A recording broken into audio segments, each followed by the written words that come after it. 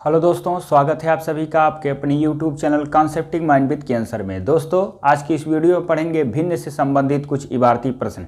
इसके पहले वीडियो में हमने आपको भिन्न से संबंधित कुछ महत्वपूर्ण प्रश्न बताए थे।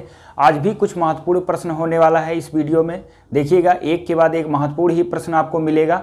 बोर्ड पर आपको एक प्रश्न लिखा हुआ दिख रहा होगा, बहुत ही महत्वपूर्ण प्रश्न है। इसमें अक्सर बच्चे क्या है, अगर जो लॉन्ग ट्रिक से लगाते हैं तो आपको 1 मिनट 2 मिनट से अधिक समय लग जाता है। देखिएगा, इसको कम समय में कैसे आप हल करेंगे, पहले प्रश्न को हम समझ लेते हैं। देखिए, प्रश्न क्या कह रहा है कि नवीन अपने मासिक आय का 1/3 भाग नवीन अपने मासिक आय का 1/3 भाग भोजन पर खर्च करता है। शेष बचे राशि का 2/3 भाग शिक्षा पर खर्च करता है। इसके बाद कह रहा है कि फिर शेष बचे राशि का 3/8 भाग वाहन पर, पुनः शेष बचे राशि का 2/5 भाग अन्य मदों पर खर्च करता है। यदि नवीन की मासिक बचत 2510 रुपये है तो नवीन की मासिक आय क्या होगी। इसी तरह से परसेंटेज में भी प्रश्न आता है तो परसेंटेज को भिन्न में हल करते हैं अगर जो, तो इसी तरह का प्रश्न बन जाता है। यानी परसेंटेज को भिन्न में कन्वर्ट करके सॉल्व करेंगे तो यही प्रश्न आपका बन जाता है। अब जैसे 1/3 भाग को यहीं लिख सकता है 33 सही 1/3%, 2/3 भाग को 66 सही 2/3%। दोनों में कोई अंतर नहीं है, वहां परसेंटेज होता है, यहाँ आपका क्या है, भिन्न है। तो देखिए, इस प्रश्न को आप कैसे हल करेंगे। सबसे पहले जब सी शेष बचे, इसके पहले वीडियो में उसमें शेष नहीं कहा था, आपको बताए थे कैसे इसको हल करना है। यहां पर आपका शेष बचे राशि से संबंधित प्रश्न है, तो इसको आपको कैसे हल करना है। अब आप देखिए, लिख रहा है कि 1/3 भाग भोजन पर, तो 1/3 भाग, जब 1/3 भाग आपका लिख रहा है भोजन पर, इसका मतलब 3 रुपए में 1 रुपया केवल भोजन पे खर्च कर रहा है। तो आप ऐसे लिख लो, 3 रुपए में 1 रुपया भोजन पर खर्च कर दिया तो बचाएगा कितना, 2 रुपये। क्लियर हुआ। इसी तरह से पुनः शेष बचे राशि का 2/3 भाग, इसका मतलब 3 रुपए में 2 रुपया फिर खर्च कर दिया तो कितना बचाया, 1 रुपया। ये आपकी आय है और ये उसकी क्या है, बचत है। ये हो गया। अब देखिए, फिर कह रहा है कि शेष बचे राशि का 3/8 भाग, फिर आप लिख लीजिए 3/8 भाग। इसका मतलब 8 रुपये में, ऐसे लिखिए, 8 रुपये में 3 रुपया खर्च कर दिया, 5 रुपया बचा लिया। फिर लिख ला पुनः शेष बचे राशि का 2/5 भाग अन्य मदों पर खर्च करता है। तो इसका मतलब 5 रुपये में 2 भाग खर्च कर दिया, बचाया कितना, 3, यानी 3 बटा क्या है, 5, सॉरी 2/5 है। ये है आपका 2/5। तो 2/5 में 2/5 भाग जब खर्च किया, 5 रुपये में 2 रुपया खर्च किया, 3 रुपया बचाया। इसको लाइन ऐसे खींच लीजिए। देखिए, शेष का मतलब ये होता है कि जैसे अगर जो आपके पास 100 रुपये है, अब आप समझ लीजिए, जैसे आपके पास 100 रुपये है, 100 रुपये का जैसे कह दिया कोई 2/5 भाग आपने खर्च कर दिया, तो 5 से इसको काटेंगे, 20 रुपया आया, 20 दूना 40, बचा कितना, 60। तो जो बचा है, अब उसका मान लीजिए 1/2 भाग खर्च कर रहा है, तो 1/2 भाग का मतलब हो गया 30 रुपया। ये होता है, इसका मतलब शेष बचे राशि का देता है इस तरह का, और एक डायरेक्ट देता जाता है। तो देखिए, अब इसमें से तिरछा आपको काटना है, मतलब इस रो से इस, यानी इस लाइन से इस लाइन को काटना है, जो कटने वाला होगा। जैसे देखिए, 3 खत्म हो गया, ये हो गया 5 से खत्म हो गया। क्लियर हुआ। बचा कितना, 8 तिरिक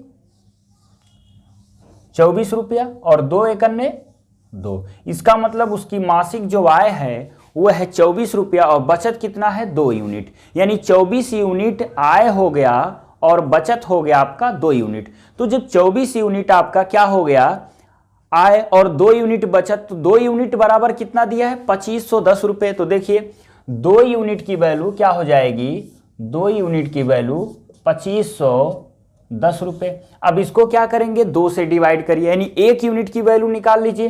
तो 1 यूनिट की वैल्यू हो जाएगी 2510 और डिवाइडेड बाई 2। काट सकते हैं इसको, 2 दूना कितना हुआ, 2 एकन्ने 2, फिर 2 दूना देखिए आ जाएगा आपका 2 दूना 4, ये हो गया। बचेगा कितना, 1 बचेगा यहाँ 1, फिर 2 पचे 10 और 2 पचे 10, यानी 1255 रुपया उसका 1 यूनिट की वैल्यू आई। तो उसकी पूरी आय जब आपसे पूछेगा तो आय क्या हो जाएगा, यानी मासिक आय, 1 यूनिट की वैल्यू 1255, तो 24 यूनिट की वैल्यू, तो 24 गुणे कितना हो जाएगा 1255, ये हो गया। 24 पच्चे 120 का आपका हो गया 0, बचेगा 12। फिर 24 पच्चे 120, इसमें फिर जोड़ लीजिए, आपका हो गया 132 का फिर 2, और बचेगा कितना 13, ये हो गया। फिर 24 दूना 48, ये खत्म हो गया। तो 48 में अब आप 13 जोड़ लीजिए, 8 3 11 का 1, 4 1 5 और 6, ये हो गया, 1 बचा 6। तो 24 फिर 1 अन्य 24, और 24 6 कितना हो जाएगा आपका 30, यानी 30,120 रुपये उसकी मासिक इनकम है। किसका, नवीन का। तो देखिए ये था आपका प्रश्न। अगर जो कभी भी भिन्न का प्रश्न इस तरह से पूछता है, शेष बचे राशि का, कुछ भी इस टाइप का जो भी प्रश्न आपका आएगा, आसानी से इसको इसी तरह से हल कर लेना है। कोई और नियम लगाने की इसमें कोशिश मत करिए, क्योंकि बाकी कोई भी आप रूल लगाते हैं तो इससे लांग ही पड़ेगा। तो देखिएगा इसमें अगर जो कभी भी इस तरह का प्रश्न आएगा तो इसी तरीके से लगाए, जरूर नहीं कि आय से संबंधित पूछे। जब भी भिन्न में शेष बचे राशि से संबंधित प्रश्न आता है, सीधे इस तरह से लगाइएगा। आइए और भी प्रश्न इसी से रिलेटेड आपको दिखाते हैं। अगला प्रश्न तो देखिएगा, अगला प्रश्न बोर्ड पर आपके सामने लिखा हुआ है।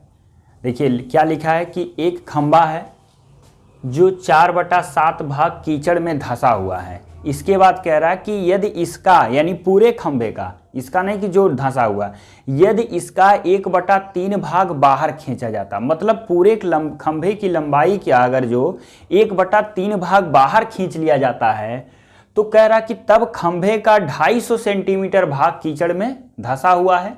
इसका मतलब हुआ धंसा हुआ है, तो कह रहा कि खंभे की लंबाई क्या होगी। आपको यक्स मानने की कहीं कोई आवश्यकता नहीं है। देखिए आपको तरीका बताए थे, जब इस तरह का प्रश्न है तो सबसे क्या करना है, जो भिन्न में दिया हर का एलसीएम ले लेना है। तो देखिए हर क्या है, जैसे एक वैल्यू है 4/7 भाग और एक है 1/3 भाग, तो 7 और अगर जो 3 का एलसीएम लेते हैं, तो इसका अगर जो आप एलसीएम लेंगे तो देखिए एलसीएम कितना हो जाएगा 21।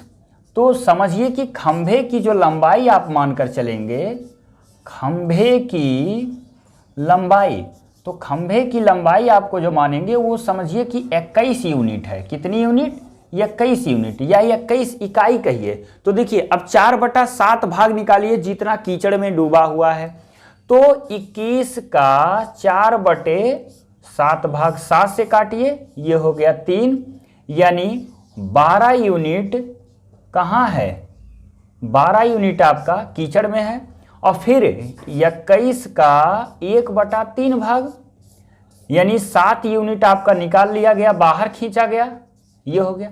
12 यूनिट कीचड़ में था, 7 यूनिट आपका क्या हुआ, बाहर निकल कर आया। तो जब 7 यूनिट बाहर निकल कर आया तो ये बताइए कि अब जो होगा दोनों का डिफरेंस 5 यूनिट कहाँ है, कीचड़ में है।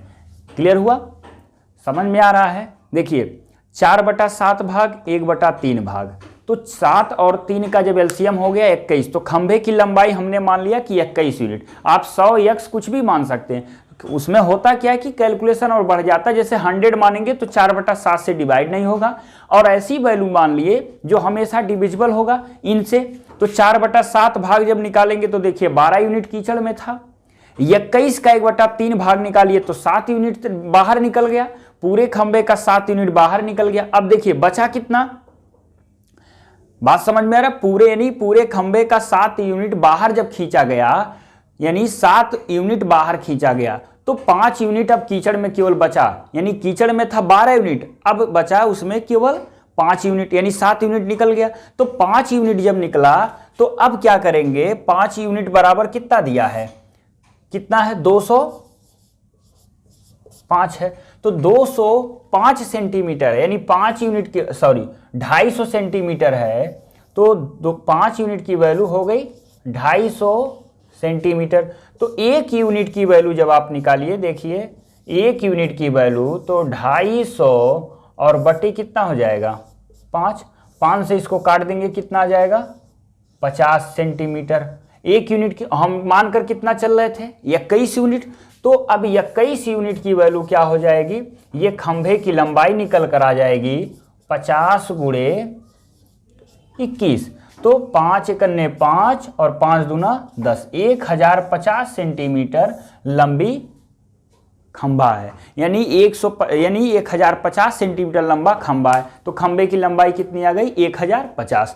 तो इस तरह से आपको x और y मानने की आवश्यकता नहीं है। इसके पहले वीडियो में भी हमने आपको बताया था कि जब प्रश्न आए अगर जो भिन्न का, तो आपको विदाउट x विदाउट 100 भी आप आसानी से इसको हल कर सकते हैं। आइए देखते हैं। अगला लिखिएगा, बोर्ड पर एक और प्रश्न लिखा हुआ है आपके सामने। देखिए प्रश्न क्या कह रहा है।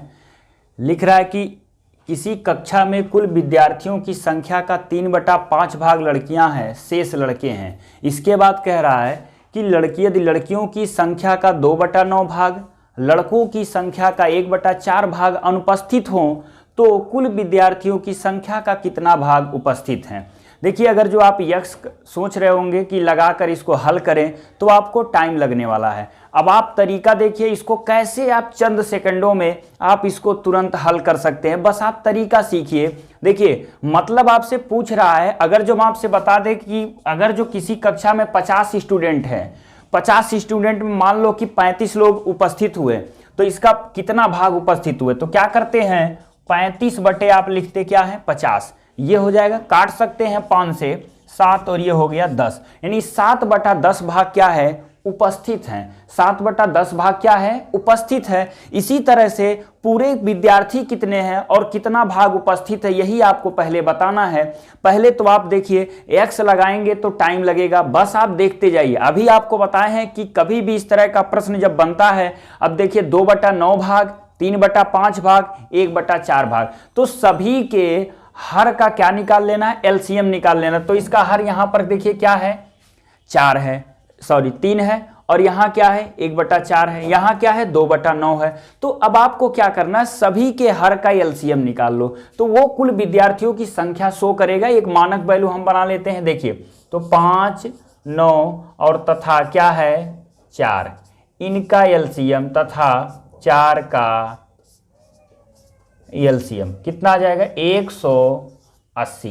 ये हो गया 180। इसलिए ऐसा माना गया कि ताकि पूरी वैल्यू आपको आसानी से कट जाए, कहीं भी कोई समस्या ना आए।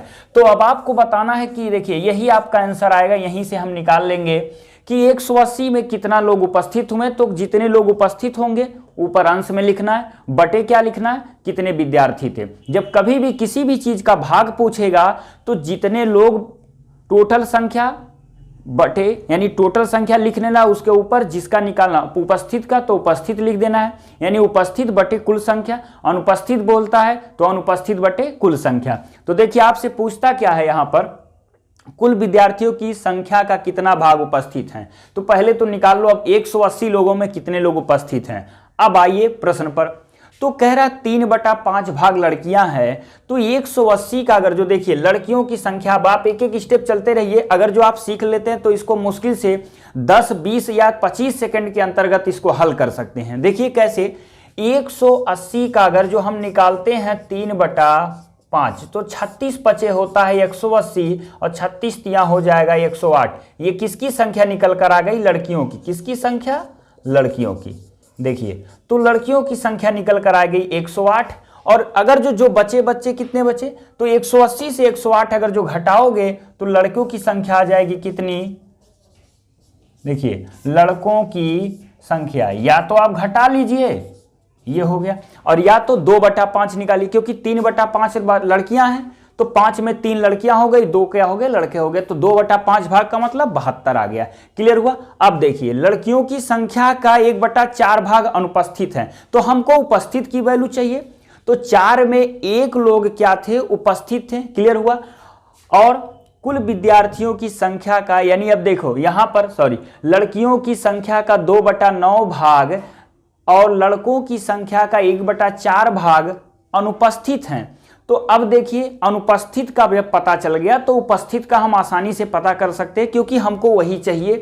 तो जब लड़कियों में 2/9 भाग अनुपस्थित थे, तो 2/9, 9 में 2 लोग यानी 7 लोग बच गए, तो 7/9 भाग आपका उपस्थित हो जाएंगी। तो लड़कियों की उपस्थिति की संख्या 7/9, तो 12 नवा कितना हुआ 108, और 12 सते कितना हुआ 84। तो 84 लड़कियां उपस्थित होंगी। इसी तरह से लड़के कितने उपस्थित होंगे, 72 गुणे, देखिए 1/4 भाग अनुपस्थित हैं तो 3/4 भाग उपस्थित होंगे। 4 से इसको काटिए कितना आ जाएगा, 18 चौके 72, 18 तियां 54। देखिए लड़कियां हैं 84 और लड़के हैं 54, सबको जोड़ोगे 84 प्लस 54, 4 4 हो गया 8 और 8 5 कितना हुआ आपका 13।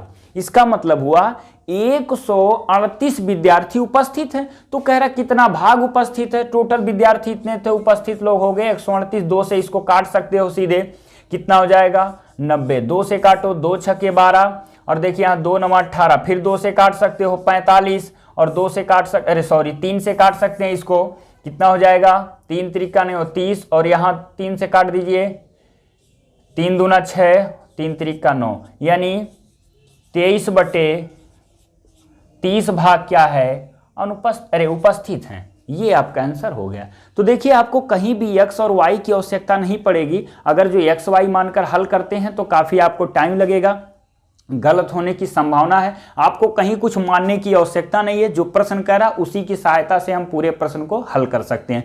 तो क्या पूछा था इसमें, कितना भाग उपस्थित है, 23/30 भाग उपस्थित है। अब 180 का अगर जो 23/30 भाग आप निकालिएगा तो 138 आएगा। हल करके आप आसानी से देख सकते हैं। तो दोस्तों अगर जो वीडियो पसंद आए तो दिल से लाइक और सब्सक्राइब जरूर करिए और ज्यादा से ज्यादा शेयर करिए। धन्यवाद।